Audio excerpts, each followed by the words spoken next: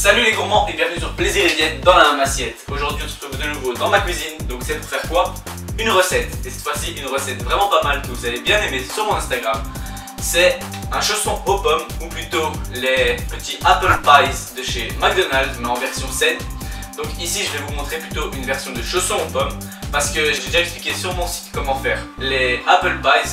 En fait c'est très simple, c'est la même recette que pour le chausson aux pommes.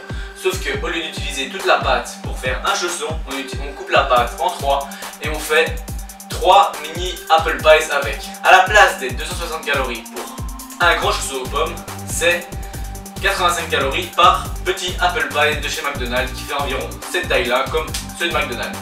Donc ici j'ai décidé de faire un chausson pour que vous ayez eu les deux explications. Une fois les petits apple pie sur le site et une fois le grand chausson en vidéo, et comme ça vous avez les deux.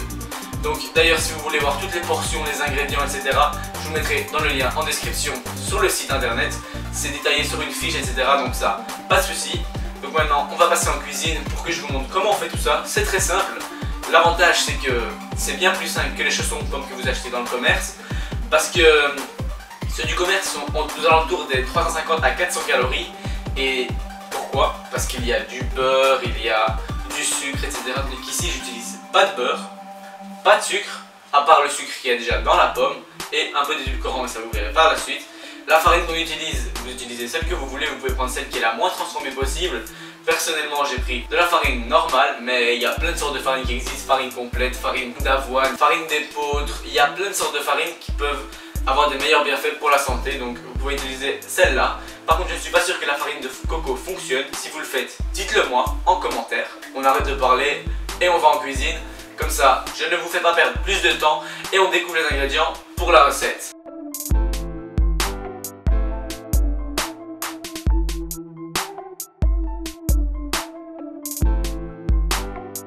Donc vous allez avoir besoin d'une pomme. Ici j'ai pris une pomme granny, mais vous pouvez prendre les pommes que vous voulez. Du yaourt ou fromage blanc 0%. De la farine, ici c'est de la farine blanche, mais vous pouvez prendre de la farine complète, de la farine d'épeautre, tout ce que vous voulez.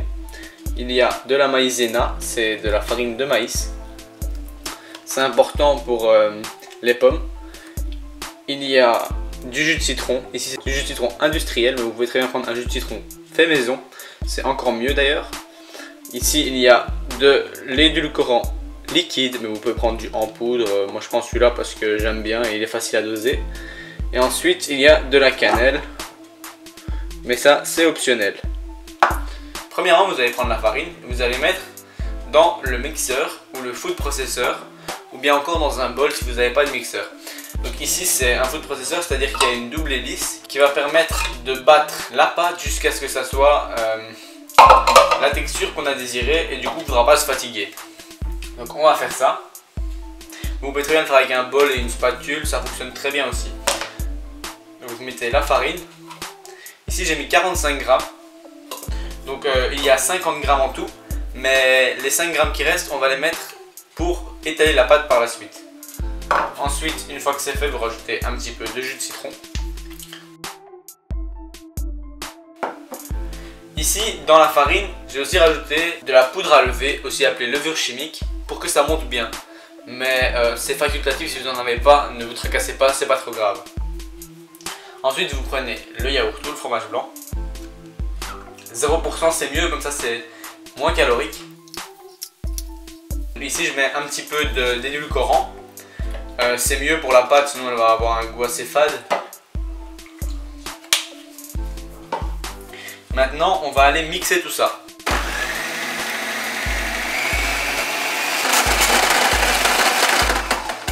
Donc comme vous pouvez le voir ici, vous avez maintenant une belle boule.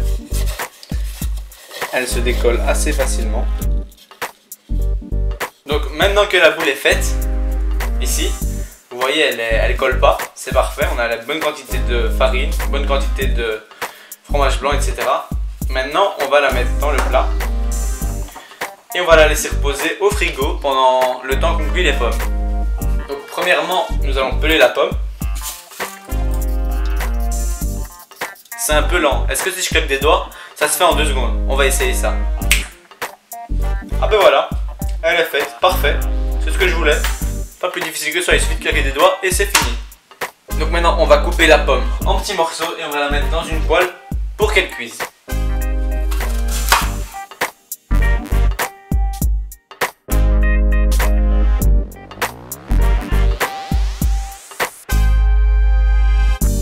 Donc on met toutes les pommes dans la poêle.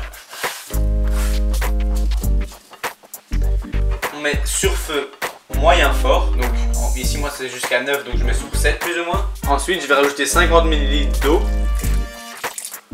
Et le reste de l'eau on va la garder pour mettre avec la maïzena. Je vais rajouter de la cannelle, mais c'est facultatif, mais c'est vraiment pas mal dans le chausson aux pommes.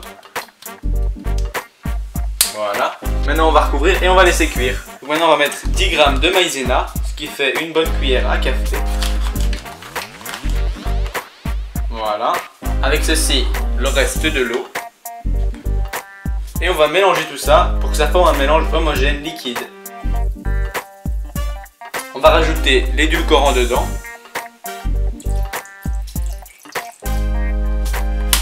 Voilà. Pas de trop, juste pour qu'avec les pommes ça soit un bon goût sucré à l'intérieur du chausson aux pommes. Et quand c'est fini, ça ressemble à un peu comme du lait et on va aller mettre ça sur les pommes une fois qu'elles seront cuites. Voilà, les pommes commencent à être bien cuites, bien caramélisées. On peut enlever le couvercle. Donc comme vous le voyez, elles deviennent vraiment pas mal. Une fois qu'elles commencent à presque s'écraser, vous allez pouvoir mettre la maïzena, mais pour le moment, il faut encore attendre un petit peu. En attendant, vous pouvez déjà préchauffer le four à 200 degrés et chaleur tournante. S'il n'y a plus de liquide, on peut rajouter encore un petit peu d'eau. Les pommes commencent à être pas mal. On va pouvoir couper le feu.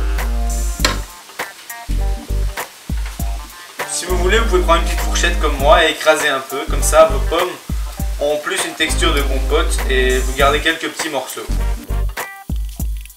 Une fois que c'est fait, on rajoute la maïzena.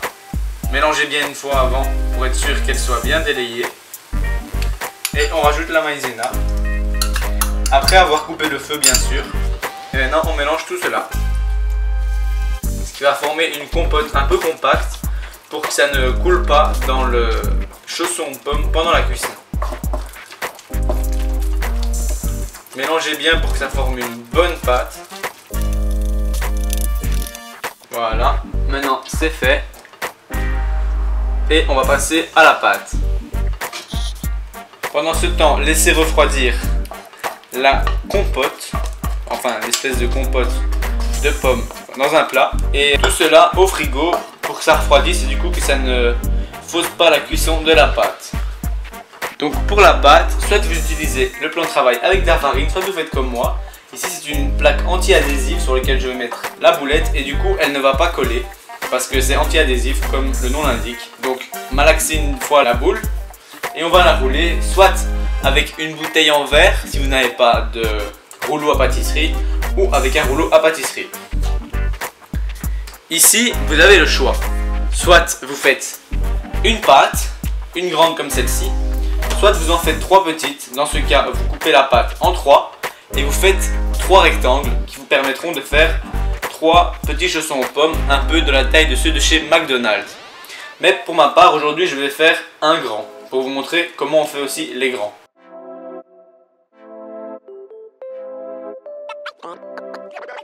Donc vous essayez d'obtenir un rond afin de pouvoir le rerouler en deux comme les vrais chaussons aux pommes. Donc ne faites pas non plus trop fin parce que si vous le faites trop fin, il va s'affaisser à la cuisson.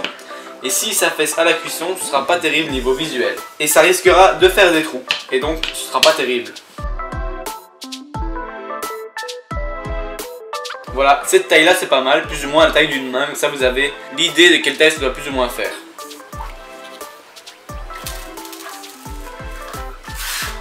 Une fois que c'est fait, mettez-la sur une plaque de four, comme ça vous êtes sûr que vous n'allez pas le faire après et casser le chausson.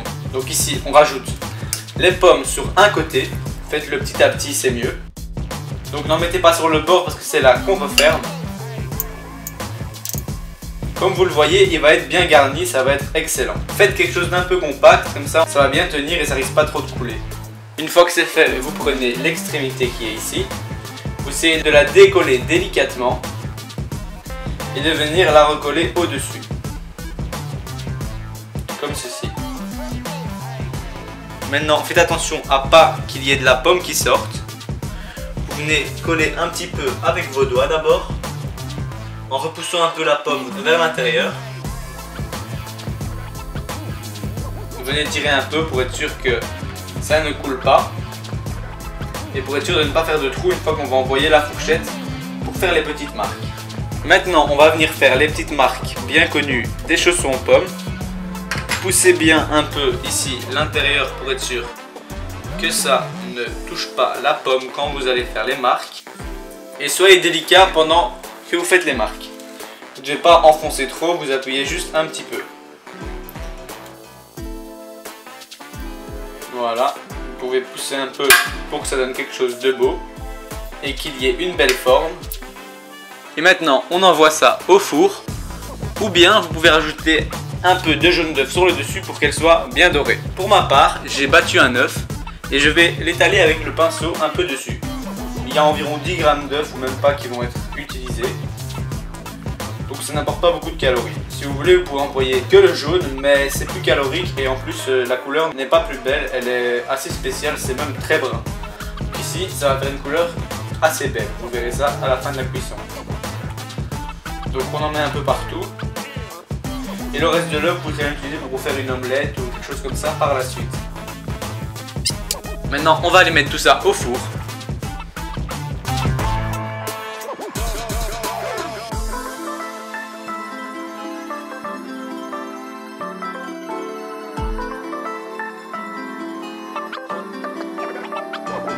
Bim! Alors voilà, on a le petit chausson aux pommes. Comme vous voyez, il est quand même grand comparé à ma main. C'est quand même la taille de ma main. Et comparé à ma tête, vous voyez que c'est quand même grand. On est pas mal. Donc niveau texture, vous voyez, il est pas mal, il est pas mou. On l'a vraiment bien réussi parce qu'on l'a pas fait trop fin. Donc il y a eu un petit trou qui s'est formé pendant la cuisson. C'est pas grave, il n'y a rien qu'à couler parce que comme je vous ai dit, on a bien fait une compote compacte. Normalement il faut le laisser reposer 20 minutes. Ici ça fait déjà 5 minutes mais j'ai trop envie de goûter. Donc je vais les goûter devant vous d'ici 2-3 minutes le temps que ça refroidisse un peu. Je vais faire 2-3 photos pour Instagram et je vais les couper en deux pour mettre une photo sur mon site. Donc je vais faire ça et ensuite on va déguster devant vous pour que je vous donne mon avis réel dessus. Je vais pas dire que c'est bon parce que c'est moi qui l'ai fait, mais vous verrez, ce sera pas mal. Vous verrez l'intérieur par la suite. Et voilà, on se retrouve pour la dégustation. Comme vous avez vu, je l'ai coupé en deux et franchement, on a vraiment quelque chose de pas mal. Comme vous voyez, il y a vraiment beaucoup de pommes. Si vous pouviez entendre le bruit, ça craquelle, c'est parfait. Donc on va goûter ça même si c'est chaud parce que voilà. Hello darkness my old friend, I've come to talk with you again. Franchement, je vais pas vous mentir, c'est excellent. Je dis pas ça parce que c'est moi qui l'ai fait, hein, mais franchement, il est super bon. Et il y a plein de pommes, c'est vraiment... Niveau sucré, c'est aussi vraiment bien sucré. Franchement, si vous devez choisir entre ça et une coupe du commerce, prenez ça. C'est beaucoup moins flexible et c'est bien meilleur. Franchement, ça se rapproche vraiment du goût. Et aussi, si par exemple le dimanche matin vous voulez manger des pâtisseries, vous pouvez vous faire ça pendant que vos familles mangent des pâtisseries. Comme ça, vous avez quelque chose qui ressemble un peu à une pâtisserie et pourtant c'est bien meilleur pour la santé et en goût, c'est parfait. Vous pouvez le laisser reposer 20 minutes, 30 minutes et le conserver 1 à 2 jours au frigo. C'est toujours meilleur tiède. Mais bon, comme je suis gourmand, je l'ai fait plus vite pour vous montrer un peu qu'est-ce que ça donne. Regardez-moi ça. Donc niveau macro, on a 260 calories et 52 grammes de glucides, 1,5 g de lipides, c'est très très pauvre en lipides parce qu'on n'a pas mis 1 g de beurre comparé à la recette normale et 7,8 g de protéines. Mais bien sûr, ce sont des bons glucides, nous avons une pomme, pas de sucre, donc c'est parfait. Pas vous tracasser, c'est bien meilleur pour la santé. Allez, on se retrouve tout de suite dès que j'aurai fini de manger. La vidéo est déjà finie. Pour ma part, ça m'a bien plu, ça m'a bien goûté. Et franchement, pour 260 calories, c'est vraiment quelque chose que vous devez essayer. Si vous le faites, n'hésitez pas à me l'envoyer sur mon Instagram qui est ici quelque part et en description. J'espère que cette vidéo vous aura plu. Si c'est le cas, vous pouvez cliquer sur j'aime et même vous abonner. À la prochaine pour une autre recette ou une autre vidéo.